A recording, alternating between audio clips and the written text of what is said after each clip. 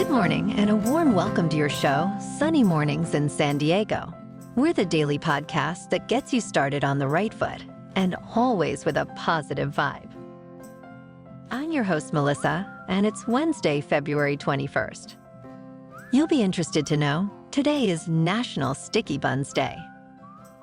Originally known as Schnecken, these confections are a Philadelphia specialty believed to have been introduced by German settlers in the 18th century. Though typically a breakfast item, sticky buns are also known as cinnamon rolls, caramel rolls, or monkey bread. Yes, please. Now grab yourself a sticky bun and a coffee while we check out the weather in the San Diego area. This morning, it's rainy and 56 degrees with just about no wind. The sunset will take place at 5:39 p.m., and it will rise again tomorrow at 6:24 a.m. It looks like we're in for a chance of showers before 11 a.m., then partly sunny with a high near 63, and west wind 5 to 10 miles per hour. Chance of precipitation is 50%, with new rain amounts of less than 1/10 of an inch. Tonight, mostly cloudy with a low around 50 and northwest wind around 5 miles per hour. And now, the surf report. The west swell is easing, but still providing solid surf at some spots, aside from the rain. Expect head-high to overhead waves, particularly at better winter spots. Morning conditions will see well overhead waves, decreasing throughout the day. Light to moderate west-northwest wind are expected. The surf will continue to ease towards the weekend, with a modest new west-northwest swell possible later Friday. Conditions look favorable, especially in the mornings, with a trend towards smaller surf by the end of next weekend. Wednesday in Ocean Beach and South San Diego, it's looking rough for the most part, at 6 to 8 feet. With fair conditions before 9 a.m. and a 4-foot outgoing high tide. Best time to ride will be in the morning with little wind. Everything after 10 is looking unrideable. Air temps for the morning surf are around 58 degrees. The first high tide Wednesday will be 5 feet just after 7 a.m. with a -1 foot low tide at 2:15 p.m. The nearshore buoy at Scripps in La Jolla reads 60 degrees for the water temperature.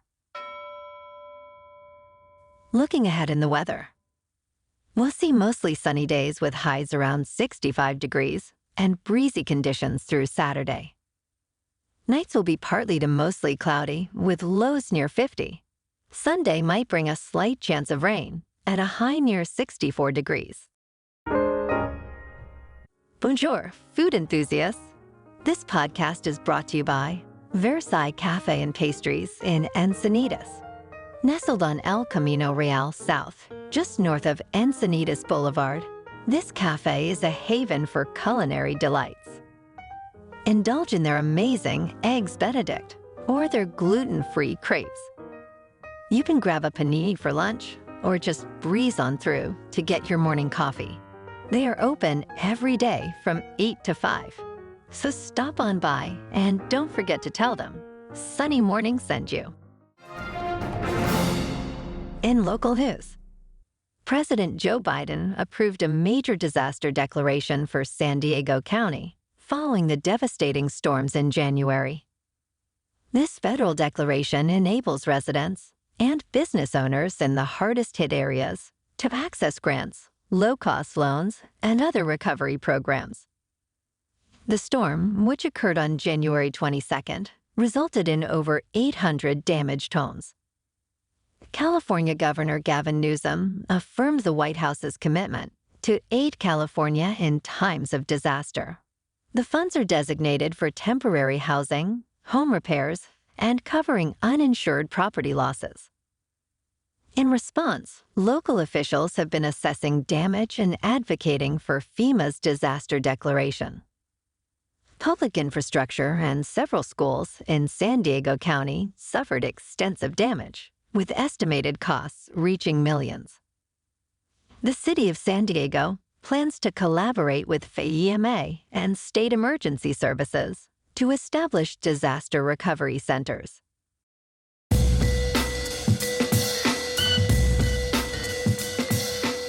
Now on to sports. The college football playoff has adopted a new 5+7 format for its 12-team expanded playoff.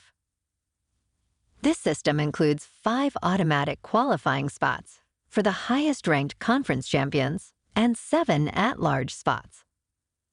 The shift from the original 6+6 model occurred after the Pac-12 was reduced to 2 members.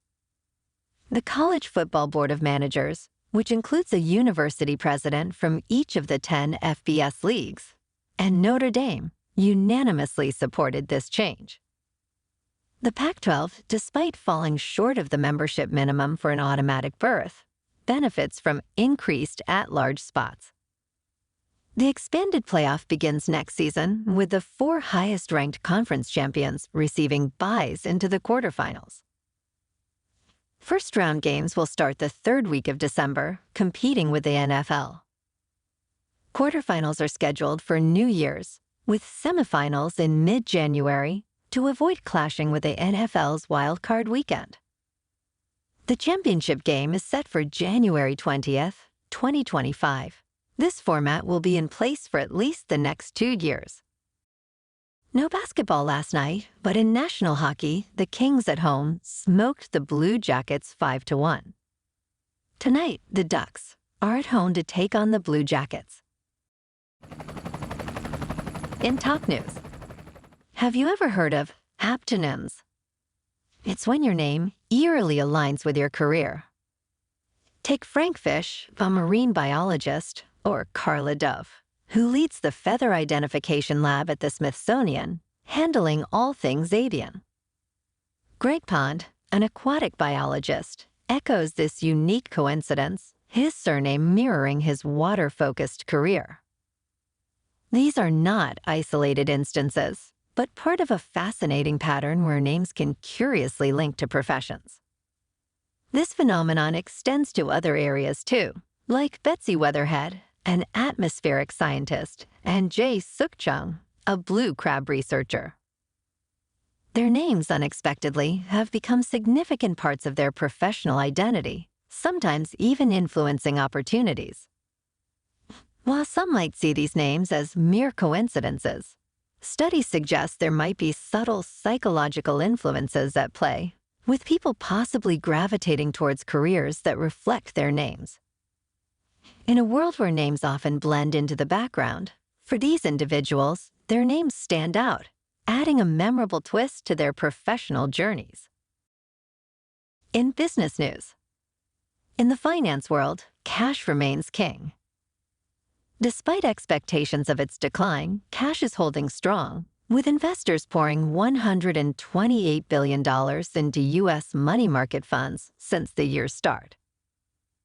Corporate treasurers are also holding on to cash, with a record $4.4 trillion in reserves by the 3rd quarter's end. This surge in cash holdings contrasts sharply with earlier predictions that cash would lose appeal once the Federal Reserve started cutting interest rates. However, with policy easing expectations dialed back, cash remains attractive, especially in money market funds, offering returns of 4% or more. This trend isn't just a fleeting phenomenon. It's a reflection of a broader shift in financial attitudes post-pandemic, with more people recognizing the value of liquidity and safety in cash holdings.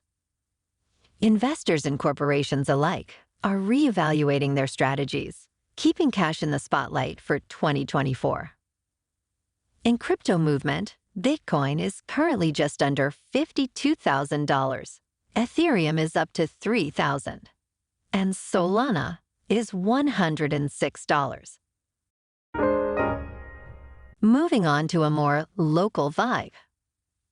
In our community spotlight on health and wellness, we are working with a National Pilates studio to bring you some free classes, so listen up. Check out Club Pilates, with several locations in the San Diego area. Pilates presents a comprehensive wellness approach, cultivating strength, reducing tension and elevating mental well-being. Scientific research affirms its benefits.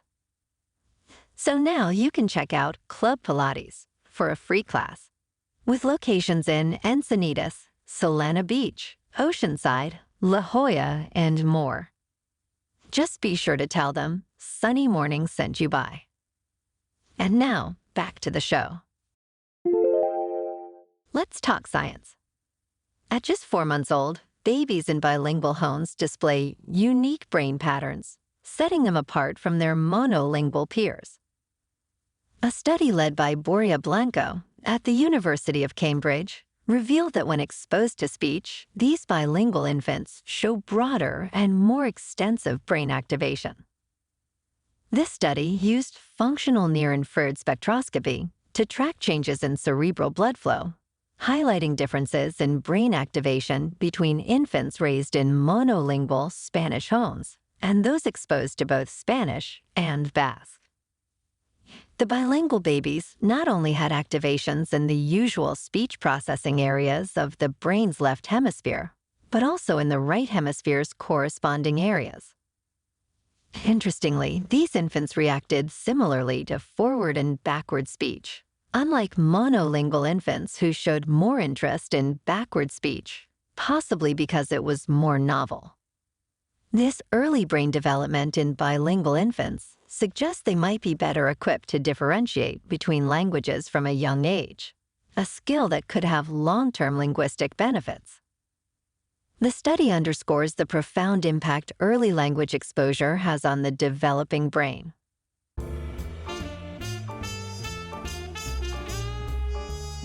And in entertainment news, Matt Damon, celebrated for his role as Jason Bourne, is keen on joining a potential new Bourne movie. Reports emerged in November about a possible new installment, with Edward Berger, acclaimed for the movie, All Quiet on the Western Front, rumored to direct.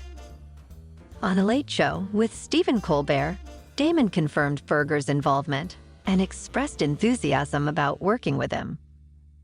However, Damon, now 53, acknowledged the challenges of playing the action-packed role at his age, hinting at a possible future recast.